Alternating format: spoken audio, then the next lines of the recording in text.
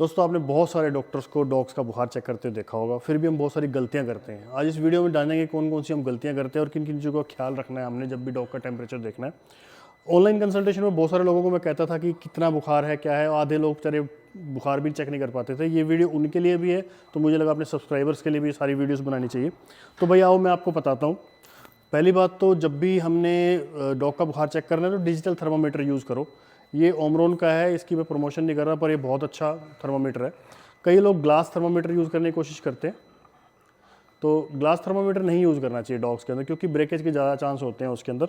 तो जब भी हमने डॉग का टेम्परेचर देखना है तो सबसे पहले इसको ऑफ करके ऑन करते हैं, तो इससे प्रीवियस टेम्परेचर आता है, जो लास्ट टाइम जो टेम्परेचर था वो आता है।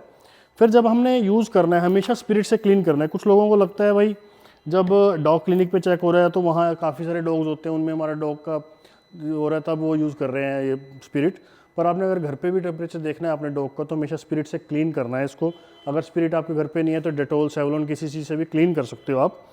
और दूसरा, जब कभी छोटे पपीज़ का बुखार चेक कर रहे हैं जो फ्रेजाइल है या कोई पीछे जख्म है एनस के आसपास, तो उसमें थोड़ी सी वैसलीन यूज़ कर लेनी है हमने, जिससे थर्मामीटर की टिप है जो सी थोड़ी लुब्रिकेट हो जाएगी। तो गाइस जब भी आपने थर्मामीटर डालना है इसके एनस में तो टेल को हमेशा बेस से पकड़ना है, उसमें इंजरी के चांस कम होते हैं। कुछ लोग इधर से पकड़ते हैं, इससे ज़्यादा चांस होते हैं उसको करने का। और जब भी पकड़ना है उसको बेस से पकड़ना है। इससे क्या है कि जब डॉग मूवमेंट करेगा आपको पता लग जाएगा। आपने जब थर्मामीटर अंदर डालना है तो ये समझ लो कि एनएस है, तो एक जगह आपने इसको टच करके रखना है एनएस पे, ताकि प्रॉपर उसका बॉडी टेम्परेचर आए।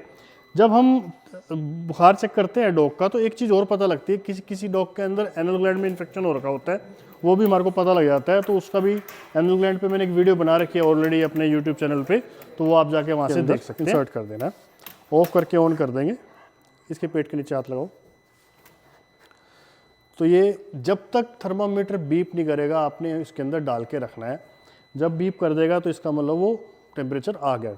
अब लोगों को कन्फ्यूज़न होता है कि नॉर्मल टेम्परेचर होता कितना है। मेरे पास आज तक कम से कम लाख लोगों ने ये क्वेश्चन किया होगा कि डॉग का नॉर्मल टेम्परेचर होता कितना है। तो भाई इसकी रेंज होती है 101 से 2 के बीच में। अब 101 से 2 के बीच में रेंज क्यों बना रखी है हमने, ये डिपेंड करता है कि डॉग आपके पास किस एनवायरनमेंट में आ रहा है, उसके आसपास का एरिया का टेम्परेचर कितना है। अब सपोज करो सर्दी के अंदर हमारे पास डॉग आ रहा है, उसका 103 टेम्परेचर है, तो हम उसको भी बहुत ज़्यादा फीवर मानते हैं। अगर वो बहुत गर्मी में आ रहा है, बहुत 40 डिग्री टेम्परेचर है, बाहर की तरफ बहुत गर्मी पड़ रही है, तब 103 बुखार है तो हम उसको नॉर्मल मानते हैं। तो ये डिपेंड करता है कि एनवायरमेंटल टेम्परेचर कितना है, उस चीज़ का भी बहुत ख्याल रखना चाहिए।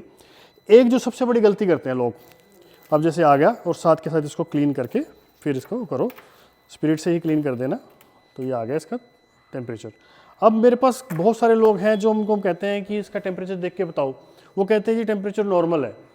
नॉर्मल कितना है? वो 98 है। तो भाई वो 98 टेम्परेचर नॉर्मल नहीं हो करता, वो हाइपोथर्मिया होता है। मैं आपको एक चीज़ बताना चाहूँगा कि जितने भी हाइपोथर्मिया केस होते हैं वो ज़्यादा डेंजरस होते हैं एज़ कम्पेयर टू टेम्परेचर वाले केसेस के अंदर, क्योंकि हाइपोथर्मिया में बॉडी रिस्पॉन्ड करना बंद कर देती है। आपको पता होगा जब भी बॉडी के अंदर किसी भी टाइप का इन्फेक्शन जाता है, वायरस जाते हैं, बैक्टीरिया जाते हैं, तो बॉडी इसको रिस्पॉन्ड करती है, उसके खिलाफ एंटीबॉडीज़ बनाती है। जब एंटीबॉडीज़ बनाती है उससे बॉडी का टेम्परेचर राइज हो जाता है।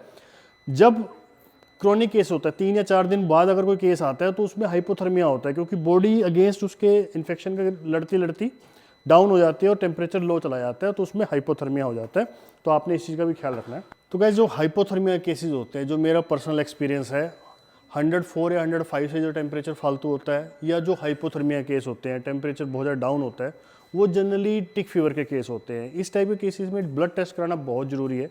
कभी भी आपके डॉग को हाइपोथर्मिया हो रखा है या टेम्परेचर बहुत एक्सट्रीम है, 5 106 है, तो वो भी एक इंडिकेटर होता है जो अपना टिक फीवर का। अब कुछ लोग होते हैं जो गांव में रह रहे हैं, बहुत ज़्यादा रिमोट एरियाज में रह रहे हैं, जहाँ पे ब्लड टेस्ट करने की फैसिलिटी नहीं होती, तो उस टाइप के केसेस हैं। तो उसके अंदर हम एक कहते हैं कि टिक फीवर को डायग्नोस करने के लिए जो रेक्टल टेम्परेचर है वो एक्सेलेंट रहता है। हम अपने क्लाइंट को कहते हैं कि जब भी आप टेम्परेचर आपके डॉग को एक्सट्रीम हो रहा है, उसका हर 2-2 3-3 घंटे बाद टेम्परेचर चेक करो। अगर आपके डॉग को टिक फीवर हो रखा है तो उसका टेम्परेचर जिग जैग मोशन में चलता है, ऊपर नीचे होता रहता है। आप 3 घंटे बाद चेक करो कुछ और होगा, 6 घंटे बाद चेक करो कुछ और होगा। तो एक ग्राफ बनाना पड़ता है, 11 बजे कितना टेम्परेचर है, 3 बजे कितना है, 6 बजे कितना है, 9 बजे, रात को 12 बजे। अगर वो जिग जैग मोशन में उसका टेम्परेचर ऊपर नीचे हो रहा है तो clear cut case of tick fever है।